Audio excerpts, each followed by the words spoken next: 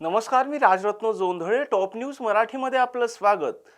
निवडणूक रोखे अर्थात इलेक्ट्रोल बॉन्ड सुप्रीम कोर्टाने अवैध ठरवल्यानंतर निवडणूक निधी संकलनाच्या नव्या पद्धतीवर केंद्र सरकारकडून विचारमंथन सुरू करण्यात आलंय.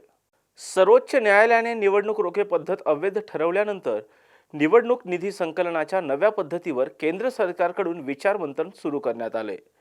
निवडणूक रोख्यांच्या योजनेला आता नवे स्वरूप देण्याची तयारी केंद्र सरकारकडून सुरू करण्यात आली असून त्यासाठी समितीही स्थापन करण्यात येत आहे.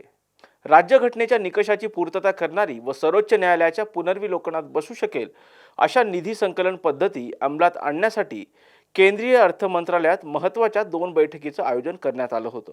यात निवडणूक रोख्यांच्या नाविन्यपूर्ण नमुन्याविषयी चर्चा झाल्याचंही सांगण्यात येतंय. पूर्वी कोणी कोणत्या पक्षाला किती पैसे दिले याबाबत काहीही समजण्याचा कुठलाही मार्ग नव्हता. निवडणूक रोख्यांमुळे पैसा येण्याचा व जाण्याचा स्रोत किमान कळू शकतो. त्याबरोबरच निवडणूक रोख्यांचा नवा नमुना हा सर्वोच्च न्यायालयाच्या मानकाची पूर्तता करणारा असेल असंही सांगण्यात येतंय.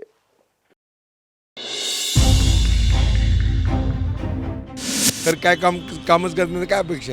निवडणुकीपुरती सगळीच आश्वासनं देतात, पण प्रत्यक्षात फारसं काही घडतंय असं वाटत नाही. तेच आमच्याकडे येतात मागायला 5 वर्षातून एकदा. हे आम्हाला काय देणार आहे?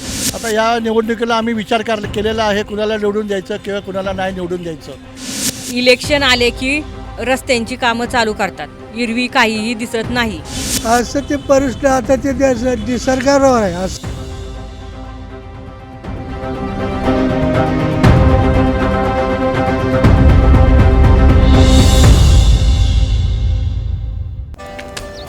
Come on guys, hurry up.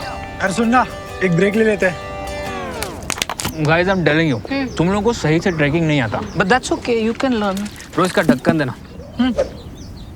तो ये रेड वाला है, सही वाला देना. अबे ढक्कन, पहले तो सही पानी पीना.